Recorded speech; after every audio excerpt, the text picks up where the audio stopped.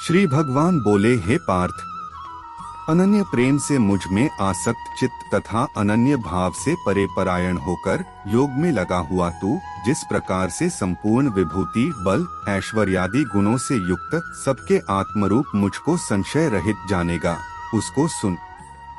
मैं तेरे लिए इस विज्ञान सहित तत्व ज्ञान को संपूर्णतया कहूँगा, जिसको जानकर संसार में फिर और कुछ भी जानने योग्य शेष नहीं रह जाता।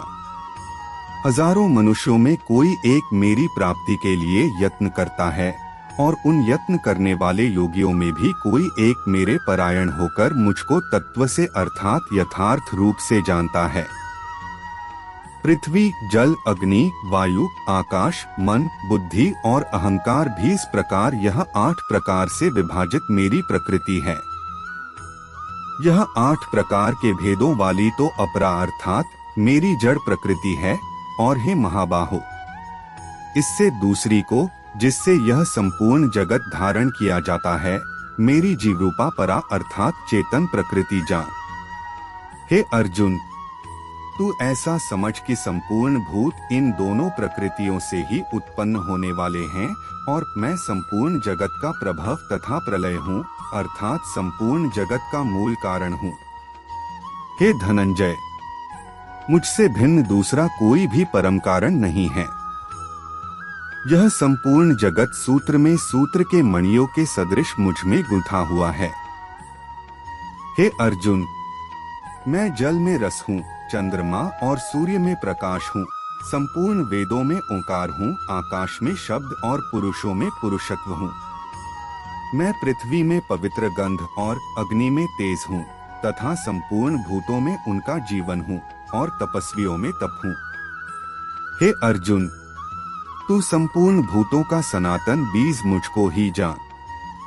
मैं बुद्धिमानों की बुद्धि और तेजस्वियों का तेज हूँ। हे भरत श्रेष्ठ, मैं बलवानों का आसक्ति और कामनाओं से रहित बल अर्थात सामर्थ्य हूँ और सब भूतों में धर्म के अनुकूल अर्थात शास्त्र के अनुकूल काम हूँ। और भी जो सत्वगुण से उत्पन्न होने वाले भाव हैं और जो रजोगुण से तथा तमोगुण से होने वाले भाव हैं, उन सबको तू मुझसे ही होने वाले हैं ऐसा जान। परंतु वास्तव में उनमें मैं और से मुझ में नहीं है। गुणों के कार्य रूप सात्विक, राजस और तामस, इन तीनों प्रकार के भावों से यह सारा संसार प्राणी समुदाय मोहित हो रहा है। इसीलिए इन तीनों गुणों से परे मुझ अविनाशी को नहीं जानता, क्योंकि यह अलौकिक अर्थात अति अद्भुत त्रिगुणमयी मेरी माया बड़ी दुस्तर है। परंतु जो पुरुष केवल मुझको ही निरंतर भजते हैं, वे इस माया को उल्लंघन कर जाते हैं अर्थात संसार से तर जाते हैं।